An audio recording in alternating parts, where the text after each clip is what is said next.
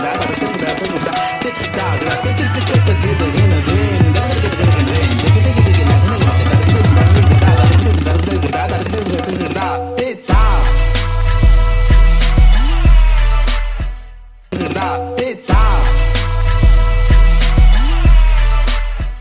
جو جہات میں نے ان کی بیان کی ہیں اس کے حوالے سے ان کی 17 سے زائد کتب منظر عام پر آ چکی ہیں. میں انہیں اس سیشن میں خوش آمدید کہتی ہوں. اس ناول پہ بات کرنے کے لیے ہمارے مہمان مقرر یہاں موجود ہیں. انعام ندیم صاحب، آپ نقاد ہیں، مترجم ہیں، شاعر ہیں، پیشے کے لحاظ سے استاد ہیں، حبیب یونیورسٹی میں ایسوسیٹ پروفیسر کے عہدے پر فائز ہیں. ہندی اور چینی زبانوں کے ساتھ ساتھ بہت سے زبانوں کے ادبی متون کو ترجمہ کرنے کی خدمات آپ نے انجام دی ہیں اور ان کی کئی کتابوں کو اعزازات سے بھی نوازا جا چکا ہے. میں اس سیشن میں انہیں بھی خوش آمدید کہتی ہوں. تو چونکہ ہمارے ساتھ ناول کی مصنفہ موجود ہیں تو سب سے پہلے تو میں اس کے عنوان سے بحث کرنا چاہوں گی، کیونکہ جب KLF میں آئی اور یہاں پر مختلف لوگوں سے ملاقات ہوئی تو ناول کے عنوان کے حوالے سے ان کے ذہن میں اس کے تلفظ اور لفظ کہاں سے آیا، کیا ہے، اور اس کے معنی کے حوالے سے بحث نکلی. تو میں سب سے پہلے پروفیسر ڈاکٹر نجیب عارف صاحب آپ سے یہ پوچھنا چاہوں گی کہ یہ لفظ کیا ہے، آپ کے ناول کا عنوان کیا ہے، یہ عنوان آپ نے کیوں کر رکھا اور اس کے معنی کیا ہیں قارئین کے لیے آپ یہ بتا دیجئے. بہت شکریہ امینہ.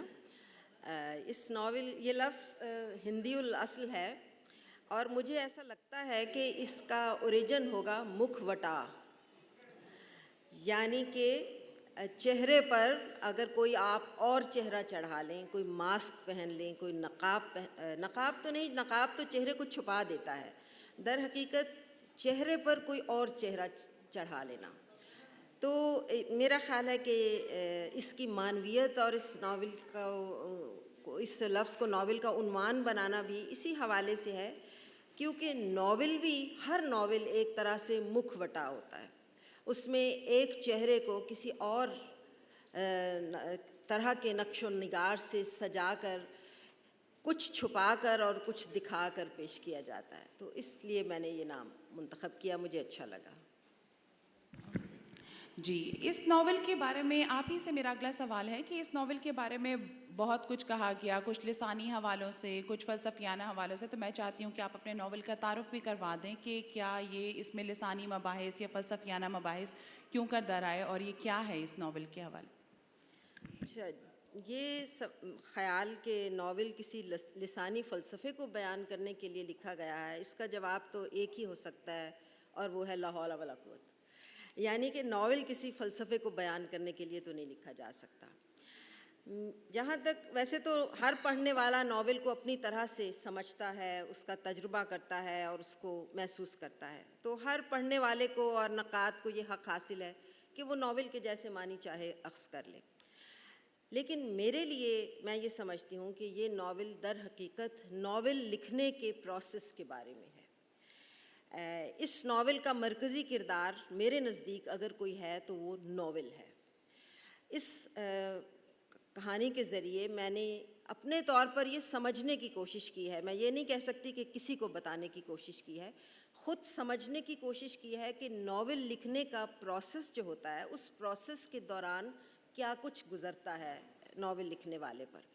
اور اسی لیے اس ناول کی کہانی روایتی کہانی کی طرح نہیں ہے کہ وہ ایک سیدھی لکیر میں چلتی ہے اور اس کا ایک آغاز ہے اور ایک لازمی انجام بھی ہے.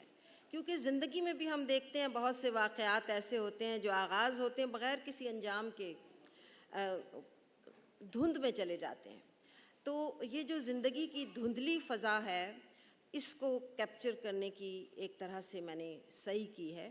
اور اس میں میں کامیاب رہی یا نہیں یہ تو میں نہیں کچھ کہہ سکتی، لیکن میں سمجھتی ہوں کہ نہ تو کسی لسانی فلسفے کو بیان کرنے کے لیے لکھا گیا اور نہ ہی یہ سوانحی ناول ہے. ایک بات اور جو خواتین لکھنے والوں کو بہت سننے کو ملتی ہے کہ وہ اگر فکشن لکھتی ہیں تب بھی، اگر شاعری میں تو خیر کچھ علامت اور استعارے کی وجہ سے بات چھپ جاتی ہے، دب جاتی ہے، لیکن فکشن میں خاص طور پر عام پڑھنے والا ان کی زندگی کے حالات ڈھونڈتا رہتا ہے. اور وہ مجھے بھی بہت سے ایسے تبصرے سننے کو ملے کہ جس میں آپ نے اپنے بچپن کا حال لکھا ہے. اب میں سمجھتی ہوں کہ ایک لکھنے والا جو بھی لکھتا ہے وہ اپنے تجربات سے ہی اخذ کرتا ہے. جتنے بھی اس کے تجربات ہوتے ہیں، ان کی جتنی بھی وسعت ہوتی ہے، اسی سے وہ اپنے ناول کا یا فکشن کا مواد حاصل کرتا ہے. لیکن یہ واقعات جو ہوتے ہیں، یہ واقعات انسانی ہر لکھنے والے کی زندگی کے اپنے واقعات نہیں ہوتے. تو اس میں فرق رکھنا ضروری ہے فکشن میں اور سوانے میں. یہ بات بس میں کہہ سکتی ہوں اس بارے میں. جی ڈاکٹر صاحبہ نے کہا کہ یہ ناول جو ہے یہ انہوں نے سمجھنے کی ایک کوشش ہے. تو ان کا ایک اسی ناول میں جو انہوں نے اپنے بارے میں لکھا کہ کچھ مصنف کے بارے میں، وہ بہت دلچسپ ہے. میں اسے یہاں پڑھنا چاہوں گی کہ سچ تو یہ ہے کہ مصنف کو ناول لکھنے کا کوئی تجربہ نہیں. اس نے یہ ناول اناڑی پن اور ہٹ دھرمی سے لکھا ہے. اسے طرح طرح کے تجربے کرنے اور ان تجربوں کے ذریعے خود کو سمجھنے کا جنون ہے. آپ کو کچھ بتانا یا سمجھانا اس کا مقصد نہیں.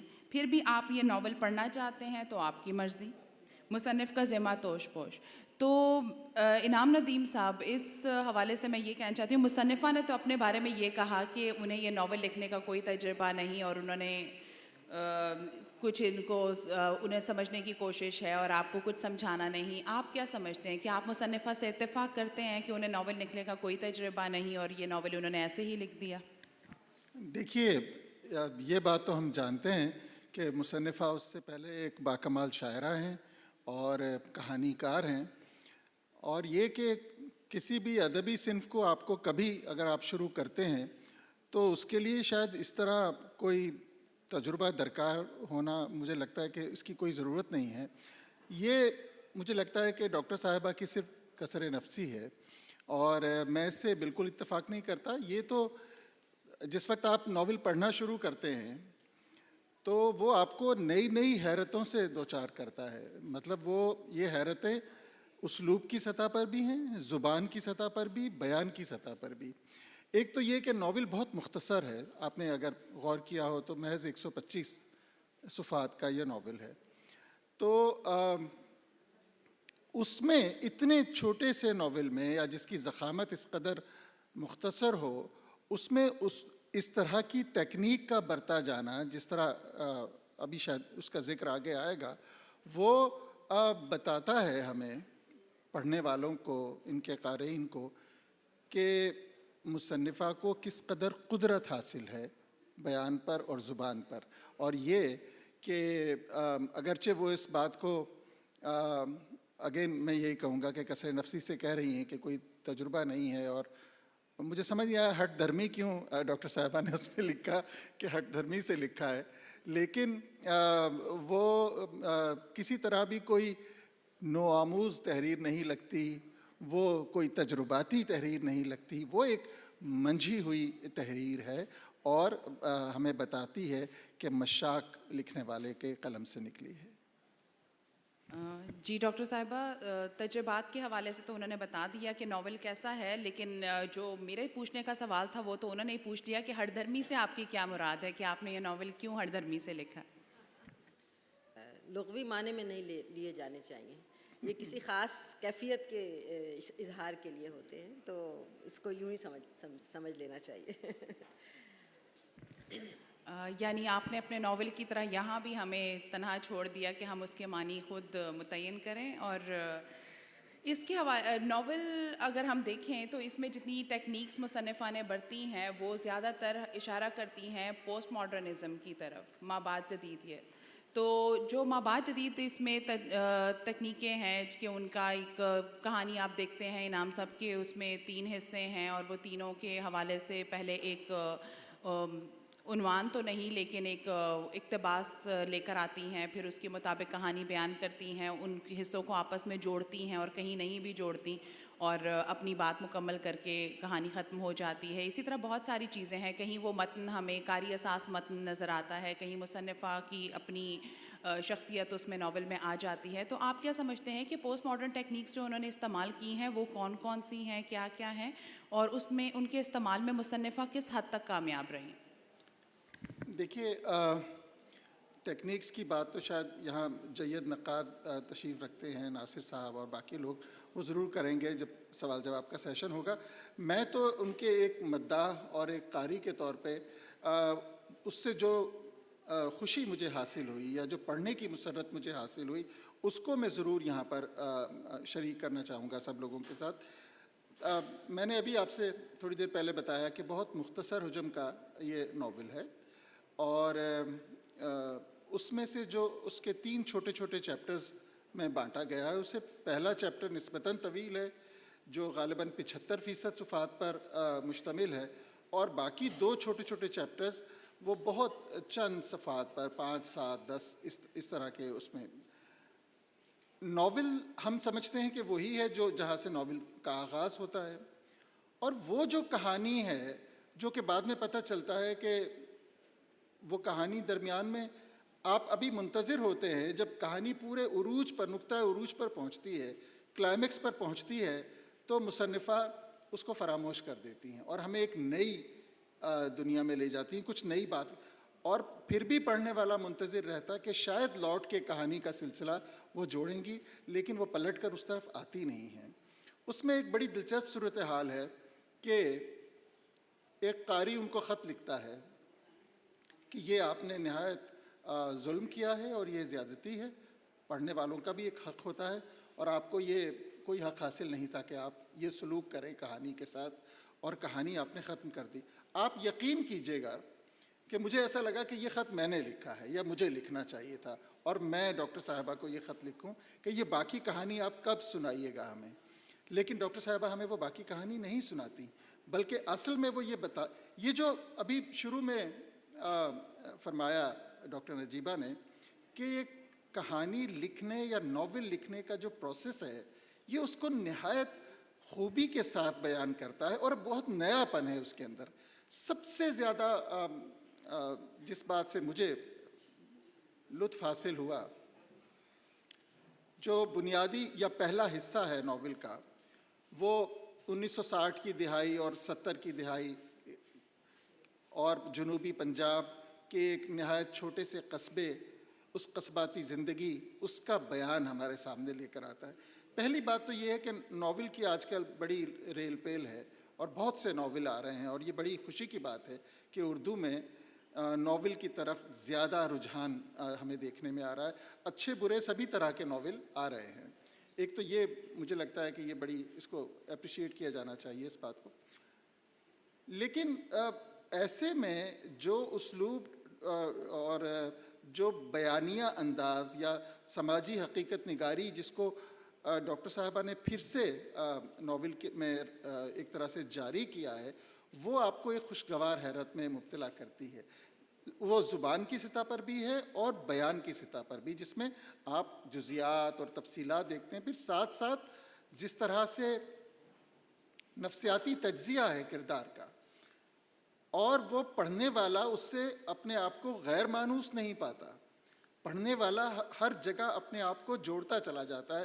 خصوصیت کے ساتھ میں آپ سے کہوں کہ وہ نسل جس نے 1970 کے زمانے میں جو بڑے ہو رہے تھے، یا جنہوں نے 60 کی دہائی بھی دیکھی ہوگی، وہ میں بہت چونک رہا تھا کیونکہ 70 میں میرا بچپن تھا اور میں اس وقت بڑا ہو رہا تھا، ابھی اسکول بھی نہیں جاتا تھا.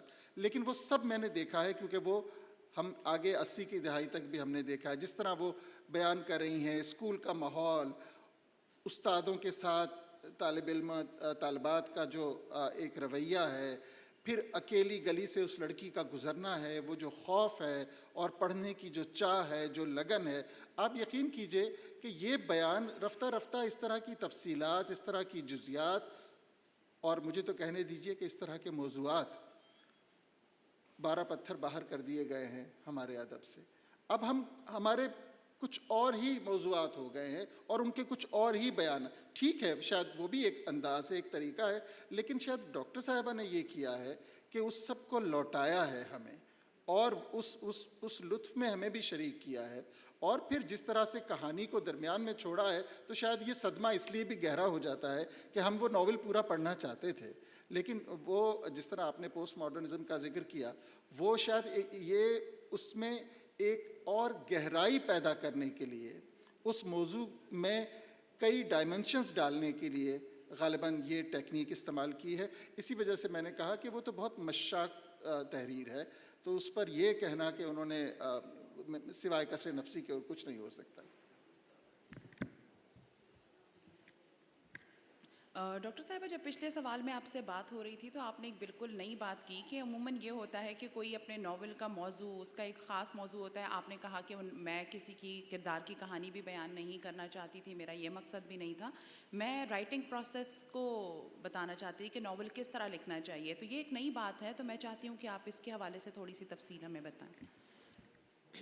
دراصل یہ ایک میرا مسئلہ رہا ہے.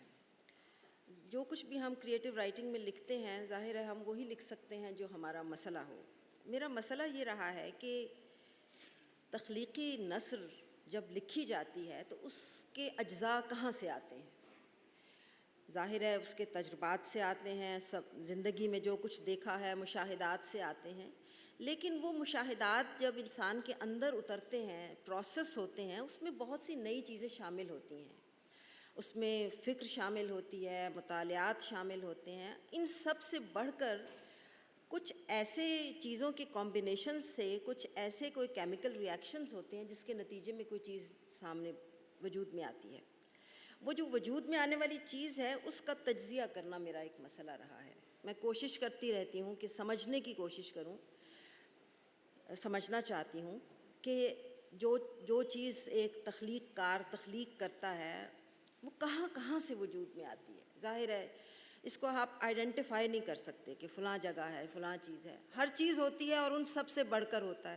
جیسے ایک زندہ انسان ہوتا ہے, اس کے 2 بازو ہوتے ہیں, 2 ٹانگیں ہوتی ہیں, آنکھیں ہوتی ہیں, لیکن اگر یہ سارے اعضاء ایک جگہ ڈھیر کر دیے جائیں تو وہ ایک زندہ انسان نہیں بن جاتا.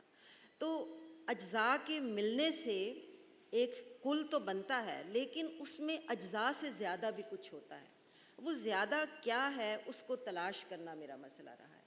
اور اس کتاب, اس تحریر میں بھی میں نے یہی کوشش کی ہے کہ ناول لکھنے کے عمل کے دوران, مثال کے طور پر جب ہم کوئی کردار لکھتے ہیں تو وہ کردار کتنا حقیقت میں ہمارے مشاہدے یا تجربے میں آیا ہوتا ہے اور کتنا ہمارے خیال سے نکلا ہوتا ہے. کہاں کہاں سے اس کردار کے خد و خال ابھر کر سامنے آتے ہیں.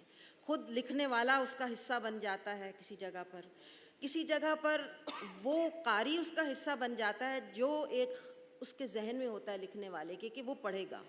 وہ قاری بھی کسی نہ کسی طرح اس قاری کی توقعات بھی غیر محسوس طور پر ہمارے لکھنے والے پر اثر انداز ہوتی ہیں. تو یہ ساری چیزیں جو ہیں مل کر کس طرح عمل کرتی ہیں, اس بات کو سمجھنا میرا مسئلہ رہا ہے. اور یہی میں نے اس ناول کے ذریعے کوشش کی ہے, بس یہی کہہ سکتی ہوں. کردار نگاری کا انہوں نے ذکر کیا, اور عموماً ناول میں کسی ایک کردار کی زندگی کو بیان کیا جاتا ہے, لیکن یہاں تو کردار بھی بہت پیچیدہ ہے کہ کبھی وہ سلیمہ ہے تو کبھی فرزانہ ہے. اس کے اوپر حسن منظر صاحب کا میں تبصرہ پڑھ رہی تھی تو انہوں نے لکھا کہ باقی چیزیں تو ٹھیک ہیں, لیکن مجھے ایک بات نے بہت زیادہ مضطرب کیا کہ وہ جو آخر میں ایک خاتون ہے جو سمندر کنارے لیٹی ہوئی ہیں, وہ سلیمہ ہے یا فرزانہ ہے یا کیا ہے, یہ مصنفہ سے پوچھنا چاہتا ہوں. لیکن اب جب میں نے پورا ناول پڑھ لیا ہے اور اس کو کئی دفعہ پڑھا تو مجھے اس کی ضرورت نہیں رہی. تو آپ کیا سمجھتے ہیں سر, یہ کردار نگاری کا یہ انہوں نے جو تجربہ کیا ہے یہ کیسا ہے؟ دیکھیے, آپ نے بالکل آغاز میں ڈاکٹر صاحبہ سے اس لفظ کے معنی پوچھے تھے, مکھوٹا. تو آپ کے سوال کا جواب اس کے نام میں ہے. اس ناول کا جو عنوان ہے یہ ہی آپ کو یہ بتا رہا ہے کہ یہ کردار کوئی ایک ہے, لیکن اس کردار نے کتنے چہرے پہن لیے ہیں, یا وہ کتنے کہنا چاہیے کہ ماسکس ہیں جن کے پیچھے وہ کیا سبب ہے, وہ اس کے پیچھے کیوں چھپ رہا ہے, یہ ایک اور بحث ہے. وہ جو بنیادی کردار ہے سلیمہ بی بی کا, اس میں وہ مجبور ہے اپنے چہرے پر چہرے پہننے پر. یہ بنیادی چیز ہے, اور اس کے اندر لیئرز ہیں. جس طرح وہ خود مصنفہ کو بتاتی ہیں کہ میرا تو یہ نام ہی نہیں ہے, میرا تو نام ہی, تم مجھے جانتی ہی کتنا ہو, اور تم میرے بارے میں کیا لکھ سکتی ہو. یہ جو ایک پورا خط ہے جو وہ ناولسٹ کو لکھتی ہے وہ پڑھے جانے کے قابل ہے، وہ بہت گہری اور معنی خیز بات ہے۔ یہ جو بار بار ہم جس کا ذکر کر رہے ہیں کہ کہانی بیان کیسے کی جائے، کیسے، تو شاید یہ اس بات کا بھی ایک جواز فراہم کرتی ہے کہ کیسے لیئرز ہیں کیریکٹرز کی۔ تو آپ کیا سمجھتے ہیں کہ یہ جو 3 کردار ہیں جو کبھی سلیمہ فرزانہ یہ جو آخر میں ہے، تو آپ کیا سمجھتے ہیں یہ اسی کردار کا تسلسل ہے یا وہی کردار ہے یا آخر میں کوئی اور دکھتا ہے آپ کو ناول میں؟ میرا خیال ہے کہ اس بات کا شاید زیادہ تفصیل کے ساتھ جواب تو خود ڈاکٹر صاحبہ کو دینا چاہیے، لیکن ہم تو جتنا اس کو سمجھ پائے ہیں کہ کسی کردار کو گہرائی دینے کے لیے جو ٹیکنیک استعمال کی ہے ڈاکٹر صاحبہ نے وہ یہی ہے۔ ڈاکٹر صاحبہ تو ناول کی تحریر کے بعد کچھ بتانے پر زیادہ رضامند نظر نہیں آتی، لیکن ہم پھر بھی ان سے پوچھ لیتے ہیں کہ کیا یہ جو تیسرا کردار ہے یہ اسی کردار کی کوئی تیسری شکل ہے یا یہ ایک الگ سے کوئی کردار ہے؟ میرا خیال ہے یہ بات تو قاری پر ہی چھوڑ دینی چاہیے، جس کو جو سمجھ میں آئے وہ اس کا حق ہے کہ وہ جس طرح وہ ناول کا جو بنیادی حصہ ہے وہ ڈاکٹر صاحبہ نے چھوڑ کر اپنے قارئین کو مضطرب کر دیا، میں تو یہ سمجھتا ہوں کہ میں نے یہ ناول جب آیا تھا تب پڑھا تھا، لیکن یہاں آج چونکہ گفتگو کرنا تھی تو کل رات میں نے اس کو دوبارہ پڑھا تو اور وہ بے چینی اور بے قراری مجھے پھر سے محسوس ہوئی جو میں نے پہلی بار محسوس کی تھی۔ تو یعنی میرا شک ٹھیک ہی نکلا کہ وہ اپنے بارے میں اب اس کے حوالے سے کچھ زیادہ نہیں بتائیں گی۔ انعام ندیم صاحب، میں اس کے اسلوب کے حوالے سے بات کرنا چاہتی ہوں کہ آپ نے ڈاکٹر صاحبہ کی باقی تخلیقات بھی دیکھی ہیں کہ انہوں نے راگنی کی کھوج میں کے عنوان سے اپنی میموئرز یعنی یادداشتیں ترتیب دیں اور ایک زندگی کے ایک واقعے کو یا ایک پہلو کو انہوں نے بیان کیا اس میں، اور شاعرہ بھی ہیں، آپ نے ان کی شاعری بھی پڑھی ہے اور اب یہ ایک ان کا ناول سامنے آیا، افسانے ہیں ان کے، تو میٹھے نلکے کے عنوان سے۔ تو آپ کیا سمجھتے ہیں کہ ان کا اسلوب کیا، اس میں کیا ڈفرینس ہے اس ناول کو پڑھتے ہوئے، کیا آپ کو مختلف لگتا ہے اس کے حوالے؟ دیکھیے شاعری تو خیر ایک صنفی الگ ہو گئی، تو اس کے ساتھ تو تقابل کرنا نثر کا مناسب نہیں ہے، سوائے نثری نظم کے کہ اس میں آپ تقابل کر سکتے ہیں۔ تو جہاں تک بات ہے راگنی کی کھوج جو ڈاکٹر صاحبہ کی شاہکار تصنیف ہے، میں سمجھتا ہوں اس کا موضوع شاید اسی اسلوب کا تقاضا کرتا تھا جس میں وہ انہوں نے اسے تحریر کیا۔ البتہ میں ان کے افسانوں کے ساتھ ان کے ناول کو جوڑ کے دیکھ سکتا ہوں، اور افسانے میں جو تکنیک انہوں نے استعمال کی ہے، خصوصی طور پر مجھے جو چیز نثری ادب میں جس پر میں جان دیتا ہوں وہ زبان ہے اور بیان ہے۔ تو یہ ان کے افسانوں میں بھی اتنی ہی خوبی کے ساتھ بیان آتا ہے اور زبان کا استعمال ہمیں نظر آتا ہے یہاں بھی۔ دیکھیے میں آپ کو بڑی دلچسپ بات بتاؤں، یہ اس ناول کا پس منظر جنوبی پنجاب ہے اور وہاں کی جو مادری زبان ہے یا خصوصیت کے ساتھ جو ڈائلیکٹ ہے، لہجہ ایک مخصوص وہ ہے۔ ایسے بہت مقامات تھے کہ جس میں یہ تحریر شاید ادبی نہ رہ کر اس کی حیثیت بدل جاتی، لیکن جس مشاقی کے ساتھ مقامی الفاظ کو برت لیا گیا ہے اس میں، شاید اس کی مثال ہمیں احمد ندیم قاسمی صاحب کے ہاں پہلے ملتی ہے کہ جو دیہات کے پس منظر میں ان کی کہانیاں ہیں لیکن وہ اردو کہانیاں ہیں۔ اور زبان ثروت مند کیسے ہوتی ہے یہ کوئی ایسے لکھنے والوں کو پڑھ کر جانے کہ اگر آپ کھیتی باڑی کا بیان کر رہے ہیں تو آپ اردو میں وہ بیان کیسے معنی خیز ہو جائے گا اور کیسے اس کا جواز آپ فراہم کر سکیں گے۔ یہ ان کے اس ناول میں مجھے لگتا ہے کہ بہت ہی خوبی کے ساتھ آیا ہے، اور وہاں کا وہ ماحول اس کو آپ پوری شدت کے ساتھ محسوس کر سکتے ہیں۔ بعض اتنی ایسی خوبصورت تفصیلات ہیں کہ جو اب شاید، دیکھیے مجھے لگتا ہے ادب کرتا کیا ہے کہ ایسی دنیا کو آپ کے سامنے لے آتا ہے یا منکشف کر دیتا ہے جس میں آپ نہیں جی رہے ہوتے، جو آپ کی نہیں ہے۔ میں نے وہ ماحول نہیں دیکھا، مجھے نہیں پتا، لیکن ایک لحظے کو بھی شاید مجھے اس بات کا خیال نہیں آیا کہ یہ سب کچھ اجنبی ہے۔ وہ سب کچھ اپنے اوپر آپ بیتتا ہوا معلوم کرتے ہیں۔ یہاں پر مجھے لگتا ہے کہ جو قدرت ہے لکھنے والے کو حاصل ہے وہ کام آتی ہے. چونکہ ہمیں سوال بھی لینے ہیں آڈینس سے، تو اس سے پہلے ڈاکٹر صاحبہ نے تو باقی چیزیں ہم پر چھوڑ دی ہیں کہ آپ ناول پڑھیں، اس میں سے خود اخذ کریں، میں کچھ بھی نہیں بتاؤں گی. لیکن ایک ذمہ داری ہے جو اب بھی ہم انہیں سونپ سکتے ہیں کہ وہ ہمارے ناظرین کو اپنے ناول کا کچھ حصہ سنائیں، تاکہ مصنفہ خود اسی سے ہی آپ کو اس کی زبان اور اس کا جو پس منظر ہے وہ واضح ہوگا. حصے سے کچھ باتیں. سامنے سرخ اینٹوں کا کھلا سا صحن تھا جس کے عین درمیان عنابی رنگ سے رنگی ہوئی شیشم کی لکڑی سے ایک خوبصورت بارہ دری بنی ہوئی تھی.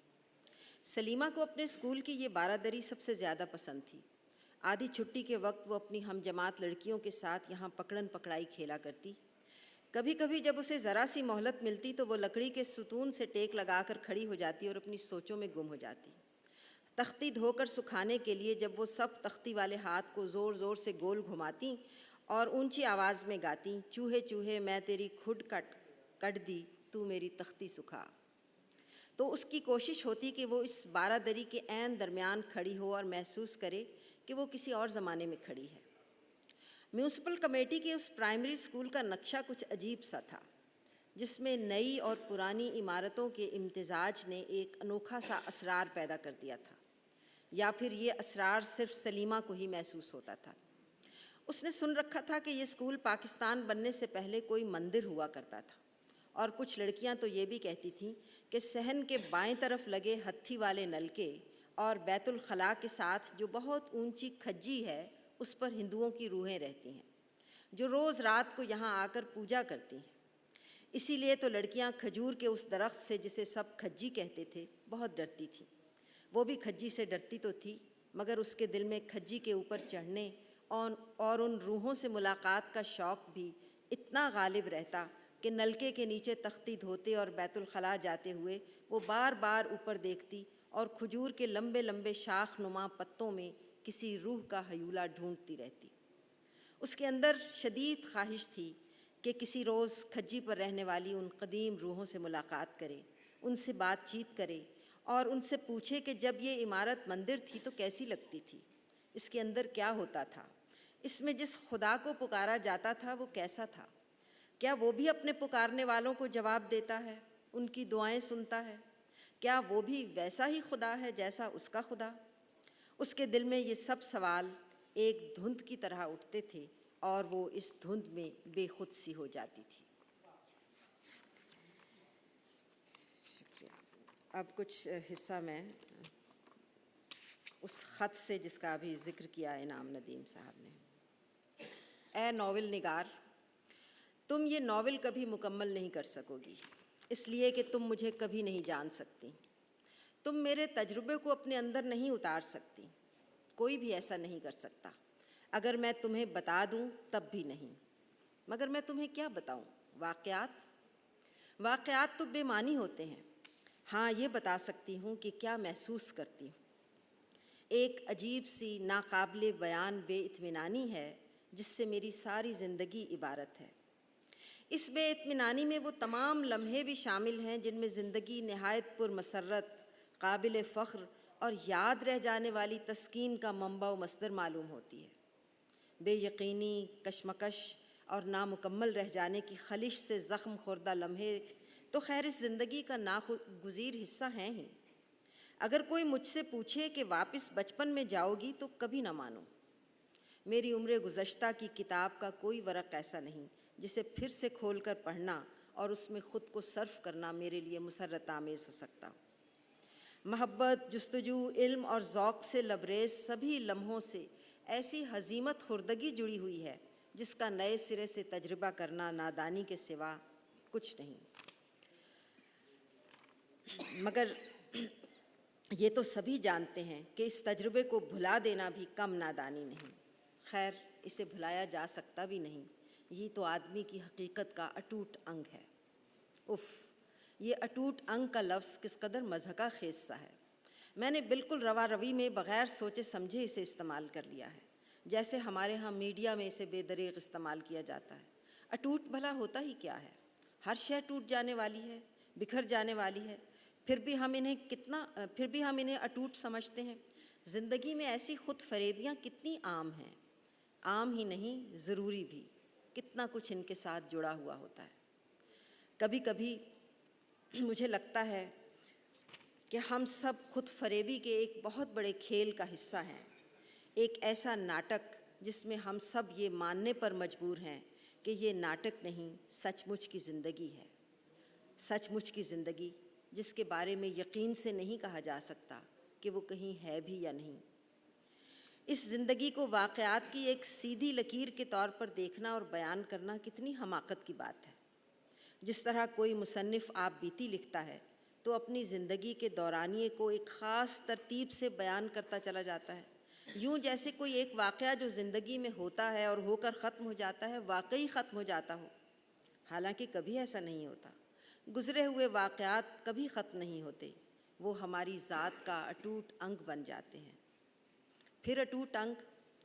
کبھی کبھی یہ سوچ کر بہت الجھن ہوتی ہے کہ زبان کا سرمایہ کتنا ناکافی ہے. چھوٹی چھوٹی عام باتوں کے اظہار کے لیے بھی ناکافی. یا پھر اس کی وجہ یہ ہے کہ کچھ لفظ جو تعداد میں بہت کم ہیں شوخی سے ہر جگہ پر، ہر سطح پر اس طرح ناچتے پھرتے ہیں کہ جہاں کوئی نئی یا غیر مانوس سوچ پیدا ہو اسے اپنے اندر ہڑپ کر جائیں اور اپنی عمومیت زدگی میں لپیٹ کر اس کے سبھی فالتو کونے ہموار کر دیں تاکہ وہ ایک جانی پہچانی شکل میں تبدیل ہو جائے. گول، چوکور، مثلث، مخمس یا مسدس. ایسی شکل جس کا کوئی نام رکھا جا سکے، جس کے زاویوں کو ماپا جا سکے، جس کا رقبہ نکالا جا سکے، جسے گھٹایا یا بڑھایا جا سکے. گویا اصل مقصد اختیار حاصل کرنا ہے، ہر اس چیز پر اختیار جو ہمارے دائرہ اختیار سے باہر ہے. اس لیے ہر وہ شے جو ہمارے علم اور تجربے سے الگ ہو ہم اسے اپنے تجربے کے اندر لانے کی کوشش کرتے رہتے ہیں اور اس مقصد کے لیے اس کے سب فالتو کونے ہموار کرنے لگے رہتے ہیں. اور کچھ نہیں تو عمومیت زدہ الفاظ کے ریگ مار سے ہی صحیح. شکریہ. اب ہم سوالات لے سکتے ہیں. اگر کسی کا کوئی سوال ہے تو وہ پوچھ سکتا ہے ڈاکٹر صاحبہ سے یا انعام ندیم صاحب سے. جی مائک پلیز. بسم اللہ الرحمن الرحیم. السلام علیکم. ابھی ہمارے مہمان نے بیان کیا کہ کبھی کبھی کچھ ہمارے خاص کردار یا شخصیات ایسی ذہن میں ہوتی ہیں کہ ہم پوری بڑی تفصیلی کتاب اور سب کچھ اسی کے گرد گھومتی رہتی ہے اور اسی کی پسند ناپسند یا اس کو ذہن میں رکھ کے لکھتی ہیں اسی کے واقعات حالات. تو کیا آپ کے ذہن میں بھی کوئی اس ناول سے متعلق ایسی شخصیت تھی جس کو دیکھ کے آپ نے یہ لکھا، چاہے وہ حیات ہوں یا نہ ہوں، اور اس کا کچھ اس میں اثر دخل ہے؟ میرا خیال ہے کوئی ایک ایسی شخصیت نہیں ہے. شخصیات کا ایک قطار ہو سکتی ہے لیکن کوئی ایک ایسی شخصیت نہیں ہے جس کو بیان کرنے کی کوشش. السلام علیکم. جی چونکہ کتاب کی تقریب رونمائی ہے تو معاف کیجیے گا اگر میرا سوال کتاب کے حوالے سے نہ ہو، لیکن میں یہ پوچھنا چاہ رہا تھا کہ جو تحریک مطلب مغربی ادب میں یا گلوبل ادب میں اٹھتی ہیں جیسے میجیکل ریئلزم، پوسٹ ماڈرنزم، اس کا ذکر ہوا، ہمارے یہاں کے ادیب کا ان سے تعلق کس حد تک فطری ہوتا ہے؟ یا وہ دیکھا دیکھی میں ان تحریک سے متاثر ہو کے ناول لکھ رہے ہوتے ہیں یا ان کا تعلق کسی حد تک فطری ہوتا ہے ان تحریک سے؟ اس کی نوعیت کے بارے میں جاننا چاہ رہا تھا. اس کا جواب آپ دونوں میں سے کون؟ اچھا دیکھیے، آپ نے یہ سوال کیا ہے کہ کیا ادیب اپنی زمانے کی تحاریک سے متاثر ہو کر ناول لکھتے ہیں یا کس حد تک لکھتے ہیں، یہی سوال آپ کا؟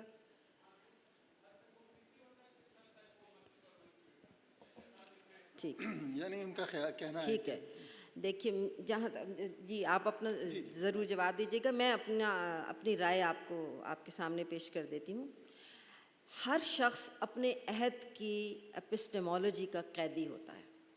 ہمارا عہد اپنے زمانے میں، ہم جس زمانے میں زندہ ہوتے ہیں، ہماری اجتماعی فکر جس درجے تک پہنچ جاتی ہے ہم اس فکر سے باہر نہیں نکل سکتے.